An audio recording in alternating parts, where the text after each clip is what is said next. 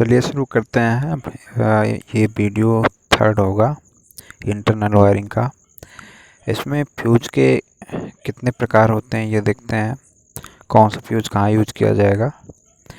देखिए, तो metal fuse जो होते हैं फ्यूज यूनिट्स बोला जाता है, ठीक है। मेटल फ्यूज एलिमेंट को धारण करने के लिए जो फ्यूज यूनिट यूज की जाती है वो कई प्रकार की होती है। पहली है राउंड टाइप फ्यूज यूनिट, दूसरा है किटकैट टाइप फ्यूज यूनिट, तीसरा है कैटरेज टाइप फ्यूज यूनिट, चौथा है HRC फ्यूज यूनिट, पांचवा है सेमीकंडक्टर फ्यूज यूनिट। तो राउंड टॉप फ्यूज यूनिट जो होता है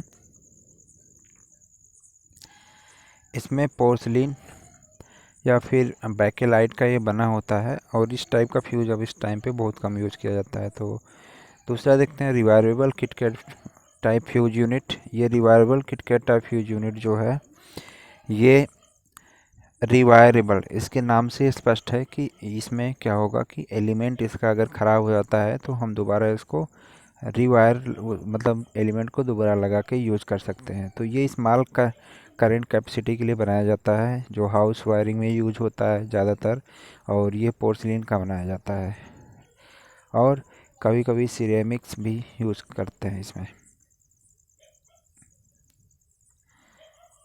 इसके बाद में है cartridge type fuse. Cartridge type fuse जो होता है ये थोड़ा ज़्यादा एम्पेयर के लिए यूज़ किया जाता है और ये टोटली बंद होता है। फ्यूज जो होता है कम्प्लीटली क्लोज्ड होता है और इसमें इंसुलेटिंग मटेरियल जो होता है वो काउंटर टाइप होता है और इसमें मेटेलिक कैप के साथ में ये पूरा सील्ड हो जाता है। फ्यूज यूनिट के अंदर फ्यूज एलिमेंट और पाउडर या उसके अलावा ग्रानुलर मटेरियल से भरा जाता है, जिसमें इसको हम फिलर मटेरियल भी करते हैं। इसमें हम प्लास्टर ऑफ पेरिस भी भर सकते हैं, वो भरा भी जाता है। फ्यूज यूनिट में विभिन्न टाइप के मटेरियल्स फिलर की तरह उपयोग में लाए जाते हैं, जैसे अभी मैं बताया प्लास्टर ऑफ पेरिस या फिर कैल्शियम कार्बोनेट या फिर क्वार्ट्ज, सैंड, ये सभी चीज़ें ये इसलिए लाए जाते हैं कि फ्यूज एलिमेंट यदि जब गले तो स्पार्किंग ना हो और जो वहाँ से फायर लगने की संभावना होती है वो ना हो। और टोटली ये इनक्लोज होता है, पूर्णतः बंद होता है और इसमें अगर एक बार ये इसका एलिमेंट ख़राब हो गया तो इसको हम रिवायरेबल नहीं बना सकते हैं, नहीं कर सकते हैं, रीयूज नहीं कर सकते। तो फाइनली क्या होता है, इसको हमें चेंज करना पड़ता है। ये हाई वोल्टेज पे ज़्यादा एम्पियर की करंट के लिए यूज होता है। HRC fuse high rupturing capacity fuse है। ये फ्यूज वही जो ऊपर अभी मैं बताया, ये कैटरेज टाइप फ्यूज का ही एक एडवांस रूप है। इसमें क्या होता है कि एक सिलेंडर टाइप का वो होता है, खोल होता है, उसमें ये मटेरियल्स भरे होते हैं। क्वार्ट्ज या काओलिन हो गया, और या फिर इसके अंदर प्लास्टर ऑफ पेरिस भर देंगे, सैंड भर देंगे। ये फायर एक्सटिंग्विशर का काम करता है। एलिमेंट जो होता है वो चांदी का बना होता है और ये हाई रप्चरिंग कैपेसिटी मतलब बहुत ज़्यादा करंट जहाँ पे फ्लो हो रहा हो वहाँ पे इसका यूज़ करते हैं। ज़्यादातर सब स्टेशनों में यूज़ किया जाता है। नेक्स्ट है आपका मिनिएचर सर्किट ब्रेकर MCB। ये भी एक डिवाइस है जो वायरिंग इंस्टॉलेशन में उपयोग में लाई जाती है। तो ज़्यादातर अब हम फ्यूज की जगह पे इसका भी यूज़ कर सकते हैं। ये प्रोटेक्शन प्रोवाइड करता है। शॉर्ट सर्किट, ओवर करंट अगर होता है तो वहाँ पे ये MCB ट्रिप हो जाती है। MCB अवेलेबल होती है करंट रेटिंग में 0.5, 1, 2, 5, 3, 4, 6, 7, 7.5, 10, 16, 20, 25, 32, 35, 40, 63, 100, 125, 160 एम्पियर और इसकी वोल्टेज रेटिंग जो होगी 240, 415 वोल्ट में अवेलेबल होती है। इसके बाद में आता है अर्थ लीकेज सर्किट ब्रेकर। इसका नाम है ELCB। इसको भी हम लगाते हैं। इससे फ़ायदा क्या होता है कि जब कभी भी हमारे वायरिंग में कहीं पे भी अर्थिंग लीक हो जाती है, मतलब हमारा जो फेज वायर है किसी प्रकार से ग्राउंड हो गया है, तो ये MCB उससे सुरक्षा प्रदान करती है और ट्रिप हो जाती है। तो इसलिए इसका नाम है ELCB, अर्थ लीकेज सर्किट ब्रेकर। अगर कहीं पे भी अर्थ लीकेज हुआ तो ये ट्रिप हो जाएगी। ये दो प्रकार की होती है, करंट ऑपरेटेड और voltage operated. Current operated ELCB जो होती है, अगर इसका हम यूज़ करेंगे तो ऑपरेटिंग करंट का मान एम्पियर में और अर्थ करंट जो होगा वो भी एम्पियर में रखेंगे। साथ में इसका जो इम्पीडेंस होगा उसको हम ओम में लेते हैं। कितना ओम रहेगा? लगभग 100 ओम के आसपास रहता है। और हम निकालते कैसे हैं? करंट और जो हमारा इम्पीडेंस है इनका मल्टीप्लिकेशन जो होगा इससे अधिक नहीं होना चाहिए। ELCB में अर्थ लीकेज करंट की वैल्यू वहाँ पर ये सुटेबल होता है जब अर्थ इलेक्ट्रोड से कंज्यूमर अर्थिंग टर्मिनल को जोड़ करके सर्किट ब्रेकर का उपयोग किया जाता है। तो देखिए यहाँ पे एक आपको दिखाया गया है कि किस प्रकार से जो हमारा CT है 3 कॉइल है, करंट CT क्यों लगाते हैं? CT जो है हाई करंट फ्लो हो रही है, वहाँ पे हमारा कोई कम रेटिंग वाला उपकरण है जैसे 5 एम्पियर, 10 एम्पियर, 16 एम्पियर का मीटर वोल्ट, या फिर हमारा वोल्ट मीटर है तो PT लगाएंगे, मीटर है तो CT लगाएंगे। तो CD का काम होता है करंट की वैल्यू को कम कर देना। ये स्टेप अप ट्रांसफार्मर की तरह बिहेव करता है।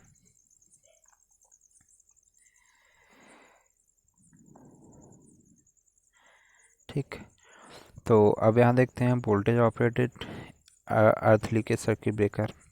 वोल्टेज ऑपरेटेड क्या है? इस टाइप के ELCB में जब वोल्टेज अर्थ कंटिन्यूटी कंडक्टर और अर्थ इलेक्ट्रोड के बीच में एक सफिशिएंट वोल्टेज से अधिक हो जाता है तब कॉइल ट्रिप करंट में करंट की वैल्यू अधिक होती है और जिससे ये क्या होता है? ट्रिप हो जाता है। तो यहाँ थोड़ा समझा देते हैं आपको।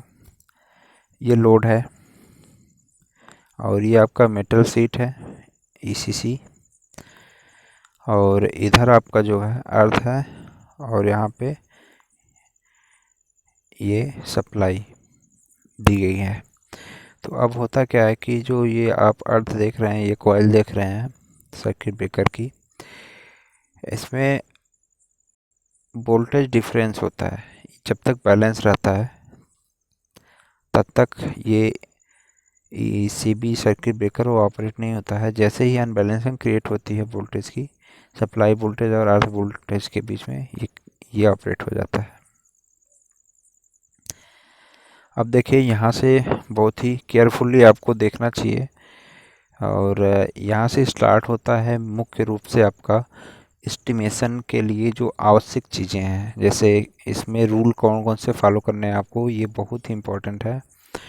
ये आपको लर्न होना चाहिए, याद होना चाहिए। कभी भी जब आप वायरिंग करेंगे तब भी काम आएगा, या फिर अभी आप जब एग्ज़ाम में लिखेंगे तो वहाँ पे भी इसकी ज़रूरत पड़ेगी, क्वेश्चन लगाएंगे तब भी पड़ेगी। तो as per Indian electricity rule, generally rules जो हैं वो पहला ये है कि जो हमारी कंडक्टर की साइज़ है वो ऐसी होनी चाहिए कि लोड करंट को सेफली कैरी कर सके। दूसरी बात, सर्किट जो डिस्ट्रीब्यूशन है वो फ्यूज बोर्ड से कनेक्ट होना चाहिए, और आवश्यकता अनुसार हम आगे भी फ्यूज या MCB लगा सकते हैं। स्विच बोर्ड और फ्लोर के सरफेस से 1.25 मीटर ऊपर लगा होना चाहिए। जो हमारा स्विच बोर्ड हम लगाते हैं, जिससे फ़ैन, लाइट वगैरह वगैरह ये सब चीज़ें चलाते हैं, चार्जिंग करते हैं मोबाइल और भी कई चीज़ें, तो वो हमारा सरफेस से, मतलब जो हमारा फर्श है वहाँ से 1.25 मीटर ऊपर होना चाहिए वर्टिकली। उसके बाद में सभी प्लग और सॉकेट 3 पिन टाइप हो तथा सॉकेट का appropriate pin permanently earthing system से कनेक्ट होना चाहिए। इसका मतलब ये है कि जो हम स्विच बोर्ड में 3 पिन वाला सॉकेट लगाते हैं उसका जो अर्थिंग वाला पिन है वो प्रॉपर तरीके से अर्थिंग से जुड़ा होना चाहिए। इससे फ़ायदा ये होता है कि बाय द वे कोई भी हम जो उपकरण उसमें लगा रहे हैं वो फॉल्टी है, अर्थ उसके बॉडी पे चार्ज आ जाता है। तो यहाँ पे पावर, जैसे हम प्रेस की बात करें, जो हम प्रेस लगाते हैं तो उस टाइम पे क्या होता है कि उसमें 3 पिन होती है, एक अर्थ वाली होती है, दो, एक फेज की, एक न्यूट्रल की। तो जैसे ही हम पहले लगाएंगे वो तीसरी पिन बड़ी भी होती है, मोटी भी होती है, तो वो सीधे डायरेक्टली कनेक्ट हो जाती है अर्थिंग से, और हमारे पास उसके बाद में फेज और न्यूट्रल लगता है। तो बाय द वे हमारा प्रेस में कहीं से लीकेज करंट फ्लो हो रहा है, तो जैसे ही लगाएंगे हम हमको शॉक लग सकता है। तो हमारा जो अर्थिंग वाला वायर है वहाँ से करंट ग्राउंड हो जाएगी, जो चार्ज है प्रेस के ऊपर वो ग्राउंड हो जाएगा और वहाँ जीरो पोटेंशियल क्रिएट हो जाएगा, जिससे हमें सुरक्षा प्रदान होती है। आगे, सभी लाइट फैन सर्किट में केवल 3 pin 5 ampere socket outlet use करना चाहिए, तथा सभी पावर सर्किट में केवल 3 पिन 15 एम्पियर या फिर 16 एम्पियर सॉकेट आउटलेट का उपयोग किया जाना चाहिए। सभी सॉकेट आउटलेट जो हैं इंडिविजुअली स्विच द्वारा ऑपरेट होने चाहिए। और साथ में आपको ये भी ध्यान देना है कि सॉकेट आउटलेट जो है वो आवश्यकता के अनुसार फ्लोर लेवल से 25 सेंटीमीटर या फिर 1.3 मीटर ऊंचाई पर लगाए जाने चाहिए। अगला रूल है, किसी भी स्थिति में जहाँ पर सॉकेट आउटलेट बच्चों की पहुँच में हो वहाँ पर हमें शटर टाइप सॉकेट को लगाना चाहिए, कि जब हम उसमें प्लग लगाएं तब वो शटर खुल जाए, प्लग निकालें तो ऑटोमेटिक शटर बंद हो जाए। बाथरूम में 1.3 मीटर से फर्श से कम ऊंचाई पर सॉकेट आउटलेट नहीं लगाना चाहिए। सभी रूम में सूटेबल प्लेस पर पर्याप्त संख्या में जो सॉकेट आउटलेट्स हैं वो लगाया जाना चाहिए। जैसे हमारी जो आवश्यकता है, जैसे हम कभी किसी के घर पे वायरिंग करने जाएंगे या करवाने जाएंगे तो उसकी आवश्यकता भी हम पूछ लेते हैं कि हमें आपको क्या क्या चलाना है, तो उसके अनुसार भी हम सॉकेट आउटलेट प्रोवाइड करते हैं। जब तक आवश्यक ना हो सभी लैंप फ्लोर लेवल से 2.5 मीटर की ऊंचाई पर होने चाहिए।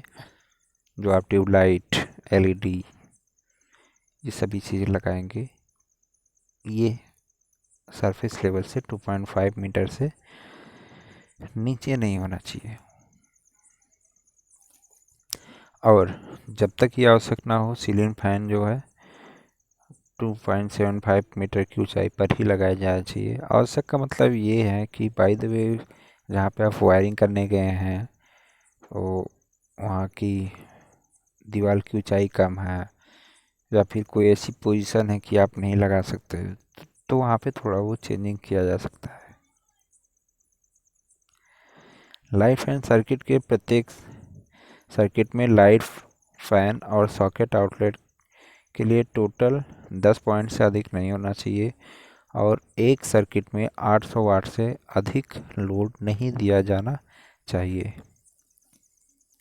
पावर सॉकेट में भी ये नियम है कि एक सर्किट जो आप निकाल रहे हैं पावर सर्किट के लिए वहाँ पे 2 सॉकेट आउटलेट से अधिक नहीं होना चाहिए, साथ में 3000 वाट से अधिक वहाँ पे हम लोड नहीं दे सकते।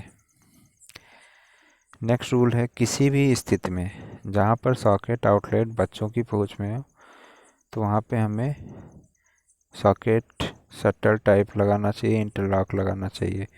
तो सॉरी, ये मैं बता चुका हूँ ऊपर।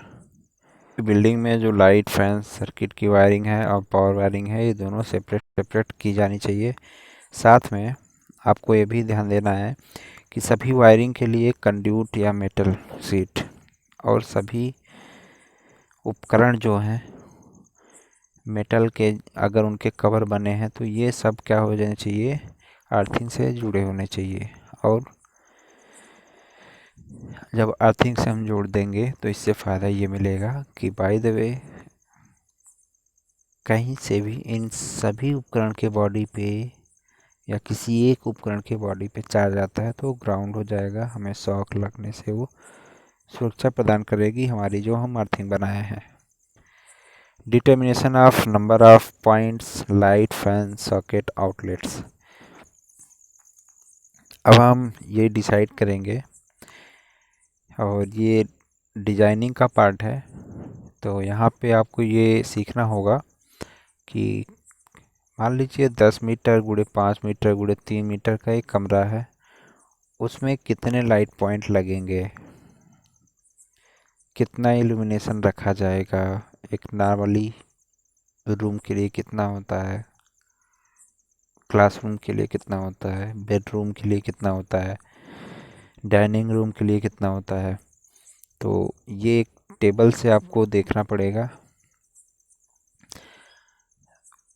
तो सभी कक्ष के लिए अलग अलग होता है। जैसे हमें पढ़ाई की आवश्यकता है तो वहाँ पे ज़्यादा इल्यूमिनेशन चाहिए, शयन कक्ष में कम इल्यूमिनेशन चाहिए, इसी प्रकार से। तो सबसे पहले हम अब यहाँ पे ये सीखेंगे कि किस प्रकार से हम लाइट पॉइंट को निकालते हैं। तो सॉलिड एंगल एक omega equal to A by R square steradian में होता है। सॉलिड एंगल का मतलब ये है कि जब ये हम 3 डायमेंशनल की बात करें, सॉलिड एंगल एक 3 डायमेंशनल मेजरमेंट है। इससे ये आप फाइंड आउट कर पाएंगे कि largest solid angle subtended at the point is equal to 4 pi steradian में मापा जाता है। जो आप क्रॉस सेक्शन एरिया देख रहे हैं, इससे हमें फ़ायदा ये मिलता है कि हमें हेल्प मिलती है डिज़ाइन करने में लाइट की, कि हम एक लाइट इतनी दूरी पर लगाएंगे तो ये एक लाइट इतने एरिए के साथ इतने आयतन में ये पूरा कवर करेगा इल्यूमिनेशन। लुमिनस फ्लक्स ल्यूमेन, तो इसमें क्या है कि कितना लुमिनस फ्लक्स है। जैसे एलईडी आप जब लेते हैं या फिर ट्यूबलाइट लेते हैं तो उस पर लिखा रहता है कि इसका लुमिन आउटपुट इतना है। तो वही चीज़ है यहाँ पे। इसको हम ई से एफ से भी दिखाते हैं, कहीं कहीं फाई से भी दिखाते हैं। तो जनरली आप इतना जानते रहिए कि ये क्या है, लुमिनस फ्लक्स। ठीक है, तो देखिए जो लुमिनस फ्लक्स है ये हम निकालते कैसे हैं। लुमिनस इंटेंसिटी और सॉलिड एंगल, इन दोनों का हम मल्टीप्लाई करेंगे तो लुमिनस फ्लक्स निकल के आता है और इसकी यूनिट होती है लुमेन। तो जैसे हम 9 वाट की एलईडी लेते हैं तो उसका लुमेन आउटपुट सपोज 1500 लुमेन है। तो इसका तात्पर्य है कि ये एलईडी 1500 लुमेन का जो प्रकाश है कितने एरिया में डिलीवर करेगा।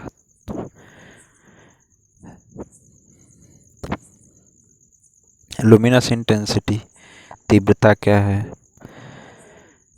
इसे हम कैंडल पावर भी बोलते हैं। तो luminous intensity is a given direction is the luminous flux emitted by the per unit solid angle। कहने का मतलब ये है कि पर यूनिट सॉलिड एंगल में या पर यूनिट सॉलिड एंगल के द्वारा किसी भी एक एलईडी लगा लेते हैं। यहाँ पे आइए आपको समझाते हैं। ये जो आपका सॉलिड एंगल है, यहाँ पे जो त्रिशंकु का शंक्वाकार है, ये जोकर की टोपी सपोज करिए आप, जो पहनता है जोकर, नीचे वाला भाग है ये, और ये कोना उसका ऊपरी वाला भाग है। तो हमारा जो बल्ब लगा है वो यहाँ पे लगा है होल्डर में, और प्रकाश वहाँ से ऐसे फैलते हुए नीचे की तरफ आता है। तो वही है कि हमारा कितने सॉलिड एंगल में जब बल्ब लगाएंगे वो फैलेगा, प्रकाश कितनी तेज़ी से फैलेगा, उसी को बोलते हैं लुमिनस इंटेंसिटी। तो इसको हम कैसे कैलकुलेट करते हैं और इसको किस से हम रिप्रेजेंट करते हैं, आई से रिप्रेजेंट करेंगे और इसकी यूनिट होगी कैंडिला। साथ में जो हमारा लुमिनस फ्लक्स है, मतलब एलईडी से जो आने वाला प्रकाश है, और जो स्टेरेडियन में कितना एरिया कवर करते हुए आ रहा है। अगर रूम के केस में देखेंगे तो वहाँ पे आयतन लेंगे, कितना आयतन वो प्रकाश कवर कर रहा है। तो जब हम लुमिनस आउटपुट में उसके एरिया से भाग करेंगे, इतना एरिया कवर कर रहा है, तो हमारी इंटेंसिटी निकल के आ जाती है कि 1 मीटर स्क्वायर एरिया में कितनी इंटेंसिटी पड़ रही है लाइट की। ठीक है, तो इसका मात्रक क्या हो जाएगा, कभी कभी हम लुमेन प्रति स्टेरेडियन भी बोलते हैं, जिसको कैंडेला के नाम से जाना जाता है। इल्यूमिनेशन, इल्यूमिनेशन क्या है कि जो हमें अपने कमरे में जो बल्ब लगा है या फिर जो ट्यूबलाइट लगा है, एलईडी लगा है, उससे जो प्रकाश मिलता है सरफेस पे, जैसे हम पढ़ रहे हैं टेबल पे अपनी बुक को रख करके, तो हमारे टेबल पे जो प्रकाश मिल रहा है पढ़ने योग्य, वो इल्यूमिनेशन होता है पर यूनिट एरिया में। 1 मीटर स्क्वायर एरिया में कितना इल्यूमिनेशन मिला आपको, वो कहलाता है इल्यूमिनेशन लेवल। इसको कैपिटल ई से दिखाते हैं, ये ल्यूमेन प्रति मीटर स्क्वायर में नापा जाता है, तो capital E equal to F/A। यहाँ आप हाई भी ले सकते हैं। ठीक है, तो जो आप मानेंगे वो कंसीडर करेंगे, वो आप लिख लेंगे ऊपर कि हम क्या माने यहाँ पे, F माने या हाई माने फ्लक्स को। तो ये होता है आपका ल्यूमेन प्रति मीटर स्क्वायर या फिर मीटर कैंडल। इसके बाद में main horizontal candle power MHCP भी बोला जाता है, इसका शॉर्ट फॉर्म है। इसको हम डिफाइन करते हैं, the mean of candle power is all direction in the horizontal plane containing the surface of light. इसका पूरा मतलब ये निकल के आता है कि जो हमारी लाइट है वो हॉरिजॉन्टल प्लेन में कितना फ्लक्स को डिस्ट्रीब्यूट कर रही है सभी दिशाओं में। दूसरा MSCP main spherical candle power, इसमें क्या होगा, स्फेरिकल मतलब स्फेयर, जिससे आपकी गेंद है उसको देखिए ध्यान से काट दीजिए तो एक स्फेयर बन के निकलता है, कटा हुआ भाग उसका दिखाई देगा आपको। तो यहाँ पे हम ये कैलकुलेट करते हैं कि जो प्रकाश निकलेगा लाइट सोर्स से वो सभी दिशा में और सभी प्लेन्स में, प्लेन्स का मतलब XY Z, 3 डायरेक्शन में, 3 डायमेंशन में जो पूरा प्रकाश फैलेगा वो कहलाता है MSCP। लैंप एफिशिएंसी, लैंप की एफिशिएंसी हम ऐसे निकालते हैं, किसी भी मशीन की एफिशिएंसी जो निकालते हैं सामान्य सा फार्मूला है, एफिशिएंसी बराबर मशीन का आउटपुट टाइम इनपुट। तो यहाँ पे भी आप वही अप्लाई करेंगे। लैंप की एफिशिएंसी चाहिए तो लैंप से आउटपुट क्या मिल रहा है, आउटपुट हमें ल्यूमेन में मिलता है, और हम कितना इनपुट दे रहे हैं, इनपुट क्या देते हैं, इलेक्ट्रिक पावर जो कंज्यूम करता है। तो एफिशिएंसी बराबर हो जाएगा ल्यूमेन आउटपुट बटा में lumen input, sorry input power. तो ल्यूमेन आउटपुट जो होगा ल्यूमेन प्रति वाट हो जाएगा, लैंप की एफिशिएंसी की यूनिट। इसके बाद आता है स्पेस हाइट रेशियो। ये आवश्यक इसलिए होता है कि कितना बल्ब के बीच में स्पेस होगा हॉरिजॉन्टली, और सरफेस से वो कितना दूरी ऊंचाई पे लगेगा, तो ये मेंटेन करना होता है, 1 से 2 के बीच में रखा जाता है। तो स्पेस हाइट रेशियो हम किसको कहते हैं, horizontal distance between two lamp. जो एक बल्ब मान लीजिए एक पॉइंट पे लगा दिए, दूसरा बल्ब दूसरे पॉइंट पे, तो इनके बीच की दूरी आपकी हॉरिजॉन्टल हो गई, मान लीजिए 1 मीटर की दूरी पे लगा दिए गए। और माउंटिंग हाइट ऑफ लैंप, ये ज़मीन से ग्राउंड लेवल से कितनी ऊंचाई पे लगाए जा रहे हैं, 2 मीटर 2.5 मीटर। तो इनका रेशियो जब हम फाइंड आउट करेंगे तो 1 से 2 के बीच ही होना चाहिए। अगर इससे अधिक होता है तो इल्यूमिनेशन में प्रॉब्लम क्रिएट होगी। इसके बाद है यूटिलाइजेशन फैक्टर। यूटिलाइजेशन जो फैक्टर है ये total lumen reaching on the working plane, जो लाइट से टोटल कितना ल्यूमेन हमारे पढ़ने वाले टेबल पे आ रहा है और total lumen emitted by lamp, lamp से कितना निकला। अब ये कम आएगा ज़्यादा आएगा इसको समझते हैं। देखिए आप सपोज एक बिल्कुल नए बने हुए घर में बैठे हैं, बिल्कुल नया नया पेंट लगा है और लाइट भी नई नई लगी है, तो वहाँ से क्या होगा, जो प्रकाश है हमारा वो ज़्यादा मिलेगा आपको आपके स्टडी टेबल पे। बट अब वही 20 साल बाद वहाँ पे कोई सफाई नहीं हुई है, डस्ट वगैरह उड़ते हैं ऐसे ही, तो वहाँ पे क्या होगा, दीवार का रंग डल हो जाएगा, लाइट के ऊपर ढेर सारे डस्ट जम जाएंगे, तो उसका जो आउटपुट होगा वो कम मिलेगा। इसको डिप्रिसिएशन बोलते हैं, लाइट का डिप्रिसिएशन। तो यूटिलाइजेशन फैक्टर निकालने के लिए हमें ये आवश्यक होता है, जानना होता है कि हम जो इल्यूमिनेशन प्राप्त करेंगे उसमें हम कितना यूटिलाइज कर रहे हैं, हमारा जो लैंप है वो कितना इमिट कर रहा है, हम कितना यूटिलाइज कर पा रहे हैं। तो इसकी सहायता से हम फाइंड आउट करते हैं। तो ये total lumen reaching on the working plane बटा में total lumen emitted by lamp, ये आपका यूटिलाइजेशन फैक्टर हो जाता है और इसकी वैल्यू 0.25 से 5 के बीच में रखते हैं। मेंटेनेंस फैक्टर, मेंटेनेंस फैक्टर में अभी जो मैं पीछे बात किया हूँ कि दीवार का रंग डल हो जाएगा, एलईडी या फिर जो आपकी ट्यूबलाइट है उसके ऊपर डस्ट जम जाएंगे, तो वो मेंटेनेंस फैक्टर में आता है। तो इसको हम कैसे डिफाइन करेंगे, maintenance factor illumination under normal condition बटा में illumination under perfect clean condition, मतलब बिल्कुल नया जब था और अभी जब हम प्राप्त कर रहे हैं, तो इन दोनों के रेशियो को हम मेंटेनेंस फैक्टर बोलते हैं। इसकी जो वैल्यू है नॉर्मली क्लीन सरफेस के लिए 0.8 लेते हैं और जब वो पुरानी बिल्डिंग है तो वहाँ पे 0.6 लेते हैं। डिप्रिसिएशन फैक्टर क्या है,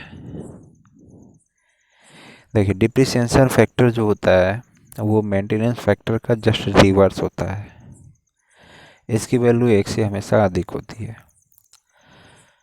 अब यहाँ से स्टार्ट होता है इल्यूमिनेशन लेवल का कैलकुलेशन, कि हमारा जो नंबर ऑफ लैम्प्स है, नंबर ऑफ एलईडीज हैं, नंबर ऑफ ट्यूबलाइट हैं, ये कितने लगेंगे, कितनी संख्या में लगेंगे।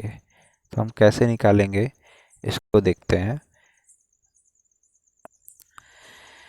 देखिए यहाँ पे आपको एक फार्मूला दिख रहा होगा, number of lamp required N equal to capital E into A बटा में F into utilisation factor into maintenance factor. E क्या है, ई आपका इल्यूमिनेशन रिक्वायर्ड है, कितना लगेगा, किस में होगा ये, लक्स में या फिर ल्यूमेन प्रति मीटर स्क्वायर में। ए एरिया है या फ्लक्स है और यूटिलाइजेशन फैक्टर की वैल्यू अभी ऊपर बताए हैं कि इसको हम कितना लेंगे, इसकी वैल्यू देखिए 0.25 से 0.5 के बीच में कोई एक वैल्यू पुट करेंगे। मेंटेनेंस फैक्टर का वैल्यू जो होगा 0.8 या फिर 0.6 पुट करेंगे। ठीक, तो इस फार्मूले की सहायता से हम बल्ब की संख्या निकाल सकते हैं। यदि हमको ये ज्ञात हो कि ई की वैल्यू क्या है, उसका जिस कमरे में हमें लगाना है बल्ब उसका एरिया क्या है और उससे फ्लक्स कितना आउटपुट मिल रहा है, तो फाइनली हम निकाल पाएंगे कितना बल्ब लगेगा।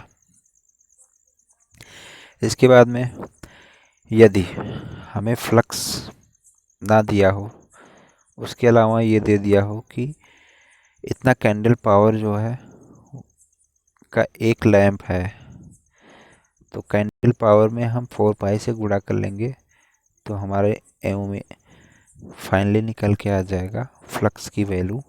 और 4 पाई क्या है, ये आपका स्टेरेडियन पे की कांस्टेंट वैल्यू है ओमेगा। इसके बाद में lumen received on working plane equal to n into wattage of each lamp into efficiency of each lamp into utilisation factor बटा में डिप्रिसिएशन फैक्टर या फिर utilization factor into maintenance factor. तो utilization factor का व्युत्क्रमानुपाती होता है मेंटेनेंस फैक्टर, या वाइस वर्सा होते हैं दूसरे के। तो ये भी फार्मूला आप याद कर लीजिएगा। फाइनली वाले स्टूडेंट जो हैं वो यूटिलाइजेशन में ये चीज़ें पढ़े होंगे, उनके लिए थोड़ा आसान होगा समझना। सेकेंड ईयर वालों के लिए थोड़ी प्रॉब्लम है, तो आप इस फार्मूले को अभी ऐसे ही तैयार कर लीजिए और इसकी आवश्यकता बहुत ज़्यादा आगे नहीं पड़ेगी।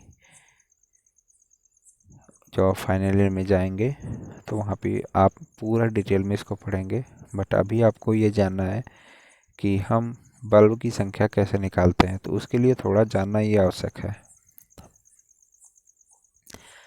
तो फाइनली हम यहाँ पहुँचते हैं कि total lumen given out by lamp, या फिर इसको ग्रॉस ल्यूमेन रिक्वायर्ड बोलते हैं। तो phi equal to F into N, ठीक है।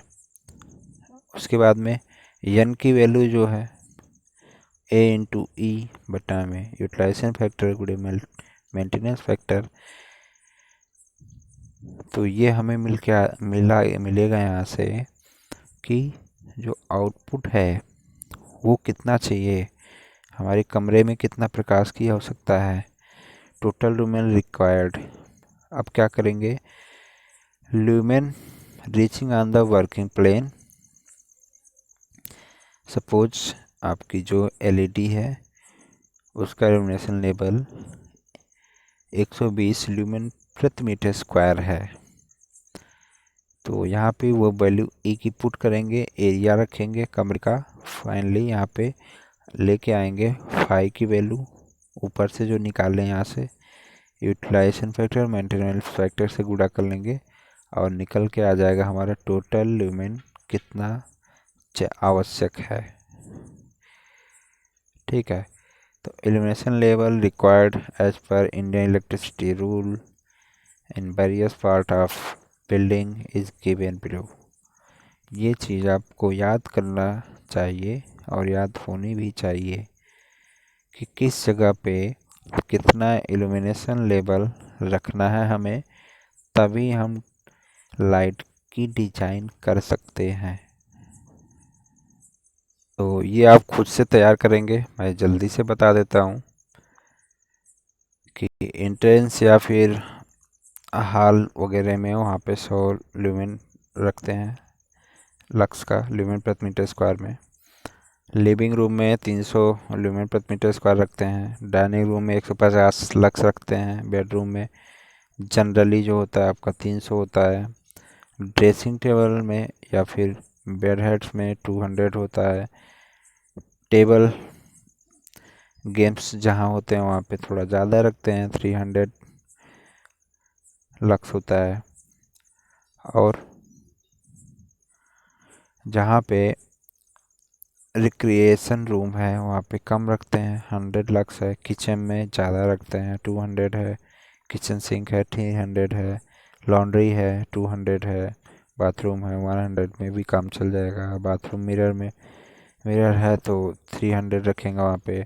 सिंक जहाँ पे सिलाई बुनाई होती है वहाँ है तो वहाँ पे 700 रखेंगे। वर्कशॉप में 200 रखेंगे। स्टेयर है तो वहाँ पे 100 रखेंगे। और फिर गैरेज है तो वहाँ पे सबसे कम इल्यूमिनेशन लेवल लिया जाता है। स्टडी रूम है तो वहाँ पे 300 ल्यूमेन प्रति मीटर स्क्वायर एरिया लेंगे या फिर लक्स लेंगे।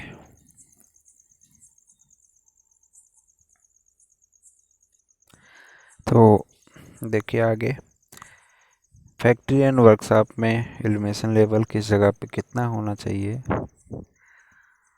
वो इस टेबल से आप देख सकते हैं। और ये जनरली जो डाटा है ये स्टैंडर्ड डाटा है। इससे कम ज़्यादा हो सकता है।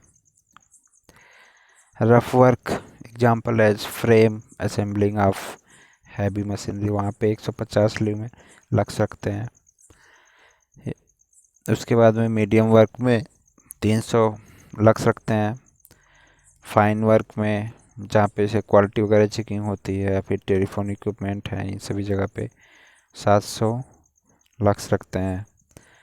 बहुत ही ज़्यादा जो सूक्ष्म कार्य होते हैं वहाँ पे हम 1500 ल्यूमेन प्रति मीटर स्क्वायर एरिया रखते हैं इल्यूमिनेशन लेवल।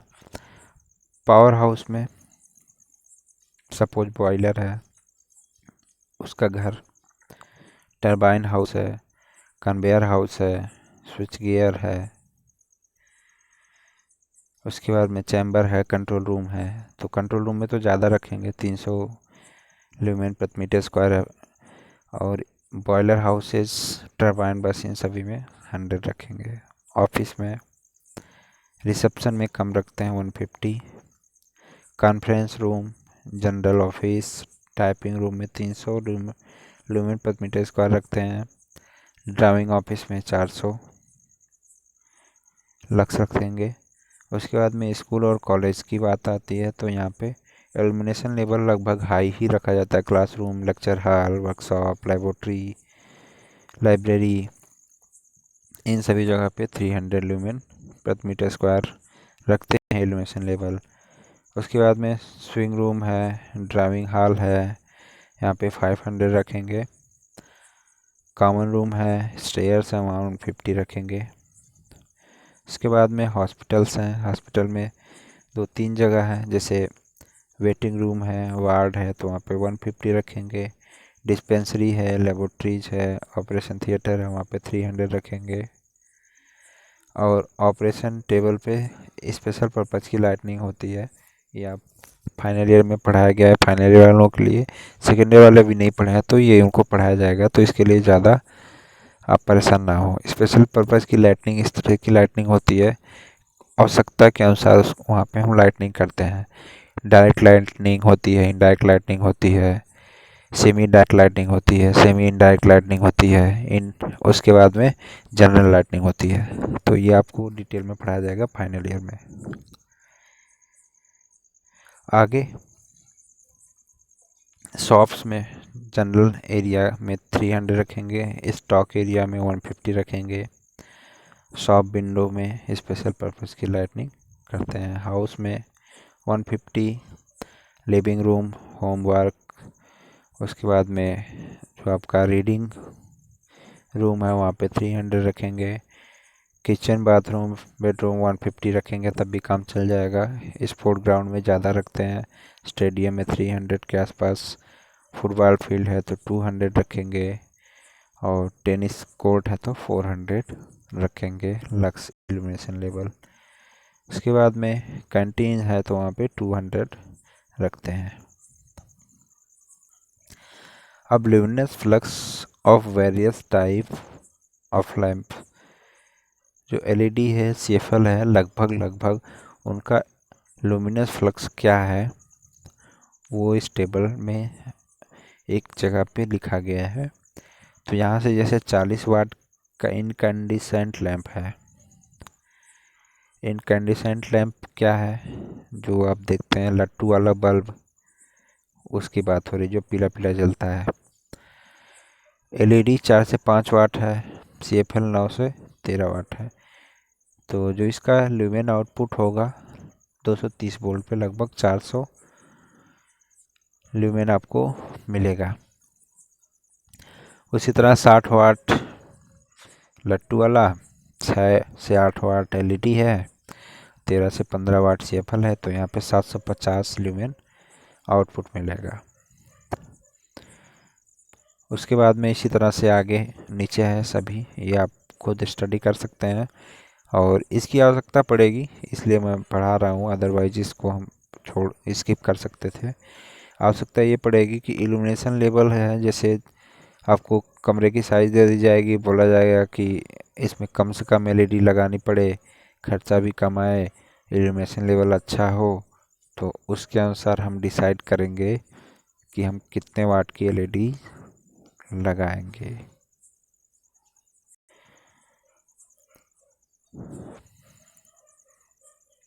अब क्वेश्चन की बात आती है, तो सबसे क्वेश्चन के लिए हम सेपरेट वीडियो बनाएंगे और अच्छे से उस पर हम आपको समझाएंगे कि कैसे हम नंबर ऑफ लाइट पॉइंट निकालते हैं, नंबर ऑफ फैंस निकालते हैं। उसके लिए एक सेपरेट वीडियो मैं बनाऊंगा, फाइनली आपको उसमें सिखाऊंगा। तो आज के लिए बस इतना ही। Thank you for watching this video. God bless you all.